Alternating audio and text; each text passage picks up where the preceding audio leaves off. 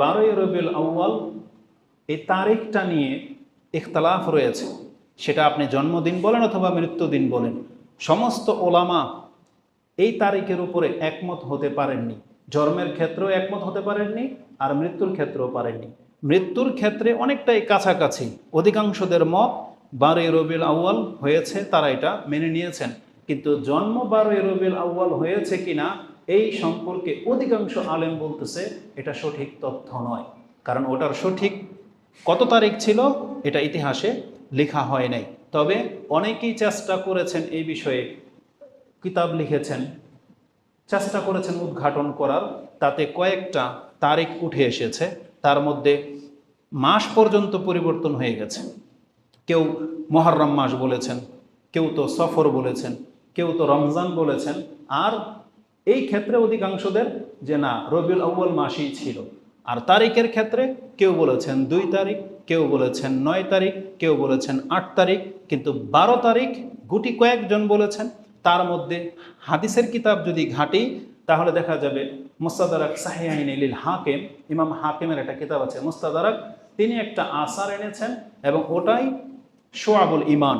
ইমাম বাইহাকির একটা কিতাবের মধ্যে এই 12ই রবিউল আউয়ালের কথাটা রয়েছে, কিন্তু যেই সনদকে অধিকাংশ ওলামারা বলেছেন এটা দুর্বলতা আছে, এটা সঠিক সিদ্ধান্ত নয়। আলা কুল্লি হাল, তাহলে জন্মের দিন হিসেবে 12 রবিউল আউয়াল এটা প্রমাণিত নয়। সারসংক্ষেপ বলে দিই, কারণ যেহেতু আজকের খুতবা অনেক লম্বা হয়ে যাবে যদি ডিটেলস আমরা টেনে দিই। যেখানে জন্ম হয়েছে যখন, তখন রাসূলুল্লাহ নবীও হননি, তাই ওই দিনটাকে অতভাবে সংরক্ষণ করে রাখা হয় নাই। কিন্তু নবী হওয়ার পরে যেই দিন তিনি ইন্তেকাল করেছেন এটা অবশ্যই গণনার মধ্যে একটা দিন, কারণ বিশেষ ব্যক্তি যদি মরে যায় তখন তার জন্ম কবে হয়েছে এটা উদ্ঘাটন হয়, সনদ দেখে হয়তো তারা বের করার চেষ্টা করেন, কিন্তু মৃত্যুর দিন কেউ বলে না। তো রাসূলুল্লাহ সাল্লাল্লাহু আলাইহি সাল্লামের ক্ষেত্রে আশ্চর্য একটা ব্যাপার হলো যে সেই মৃত্যুটা কয় তারিখে হয়েছে এটা নিয়ে পর্যন্ত দ্বিমত আছে। যখন মৃত্যুর দিন নিয়ে দ্বিমত আছে তাহলে জন্মের দিন নিয়ে প্রশ্নই ওঠে না, একমত হওয়ার প্রশ্নই ওঠে না।